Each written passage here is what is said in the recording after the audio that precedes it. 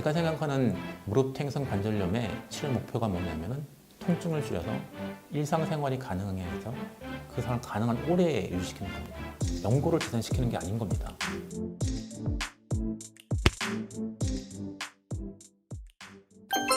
네, 안녕하세요 여러분.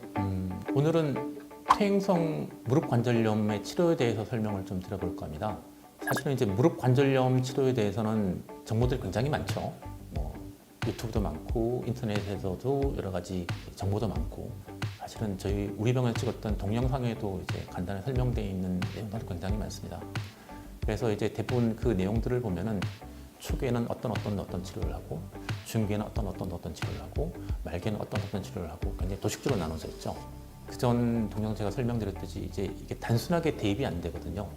자세히 설명을 좀 드리면은, 우리나라의 그 무릎 관절염을 앓고 있는 환자분들이 되게 전 인구의 길게 보면 10% 이상이 된다는 통계도 있고요. 굉장히 많죠.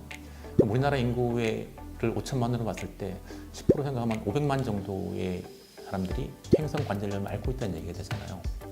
그럼 이분들이 전부 다 병원에 와서 주사를 맞고 약을 먹고 물리치료를 하고 혹은 수술을 하고 시술하고 과연 그럴까요? 그러지는 않습니다. 그럼 뭐가 맞은 거죠? 이거에 대해서 좀 설명을 좀 드릴게요. 퇴행성 관절염은 기본적으로 연골이 마모되는 질환입니다. 이 마모된 연골은 이미 여러분들 아시고 계시겠지만은 주사나 약이나 이런 걸로 재생이 되질 않습니다.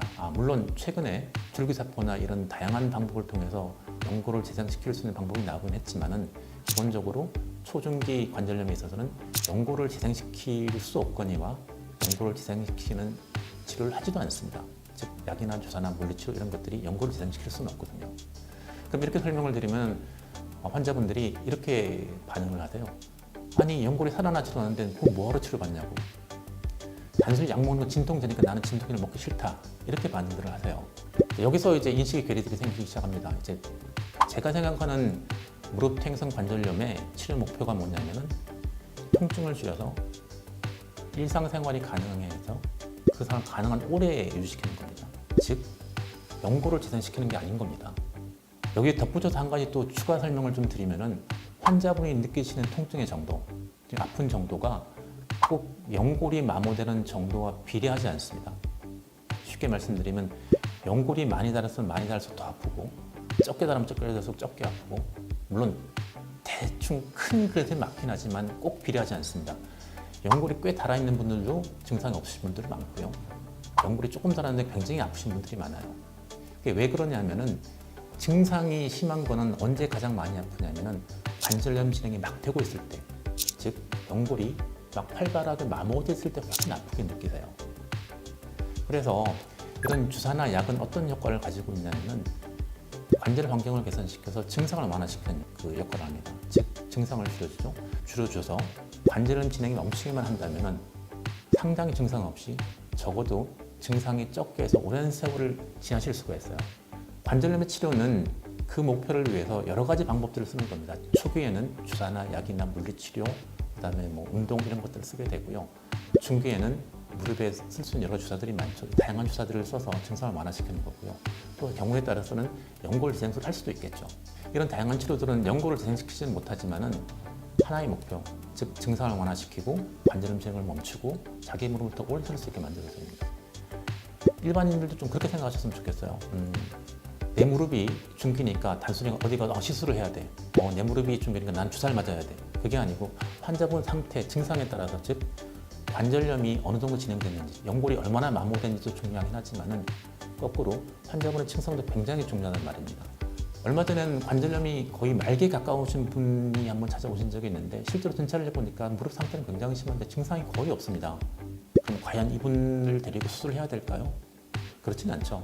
이분은 사실은 아까의 치료 목표에 거의 부합한 목표를 다 달성한 겁니다. 그래서 그분한테 말씀드렸어요. 어머님께서는 지금 상태가 괜찮으시니까 필요하면 약 좀 쓰시고 너무 무리하지 마시고 관리 잘하셔서 오래 지내시고, 혹시 증상이 악화되시면 다시 오십시오 라고 설명을 드렸습니다. 연골이 많이 닳았다고 단순한 수술을 하고, 연골이 조금 닳았으니까 다른 약 주고, 그런 것이 아니다라는 말씀을 드렸습니다. 그러면은 거꾸로 관절염을 이런 식으로 접근하게 되면은 뭐가 중요할까요? 병원에 단순히 맞는 주사, 약 그런 것도 중요하긴 하지만은 자기 몸 상태 관리가 굉장히 중요합니다. 퇴행성 무릎 관절염은 증상을 조절하는 질환입니다. 어떻게 하면 증상이 줄어들까요? 가장 중요한 게 뭐냐면 본인 체력과 근력을 잘 유지하는 게 중요합니다. 적절하게 운동하셔야 돼요. 또 하나는 체중 조절하셔야 됩니다. 그리고 이 적절하게 운동을 적절하게 쉬는 생활 습관을 잘 유지하는 게 중요해요. 그러면서 나머지는 병원에서 여러 가지 치료들, 뭐 물리치료나 약, 주사 이런 것들이 좀 도움을 줄 수는 있겠죠. 그런 것들을 통해서 관절염 진행을 조절한다고 생각하시면 될 것 같아요. 여기서 한 가지 덧붙여 더 설명을 드리면은 이 무릎 관절염을 치료 계획을 세울 때 연령이라는 요소도 굉장히 중요합니다. 나이. 그러니까 예를 들어서 나이가 70대 정도 되신 분 오셨는데 무릎 관절염이 한 중기 정도 진행이 되셨습니다. 그럼 이분은 사실은 대부분 증상이 심하지 않으면 약이나 주사 이런 걸로 좀 한번 해보고 싶다라고 설명을 드리겠죠. 근데 이 똑같이 중기 정도 진행이 됐는데 나이가 40대다. 그럼 어떻게 될까요? 이분은 굉장히 적극적으로 치료해야 됩니다. 왜냐하면 40대 이분은 앞으로 살아갈 날도 많고 증상이 좀 덜하긴 하지만은 이게 계속 진행하고 있다면 관절염 진행을 막을 수 있는 그런 적극적인 수술도 고려를 해야 될 것 같죠.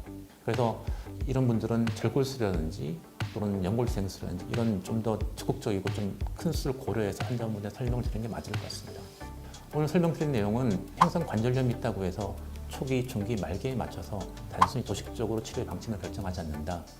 그 이면에 고려할 것이 여러 가지 많다. 이런 식으로 이해했으면 좋겠고요. 이런 관절염이 있다고 해서 관절을 포기하거나 뭐 그러시지 마시고요. 관리만 잘하시면 안 아프시고 일상생활 잘 영위하실 수 있으니까 건강한 생활 하도록 합시다. 오늘 여기까지 하겠습니다.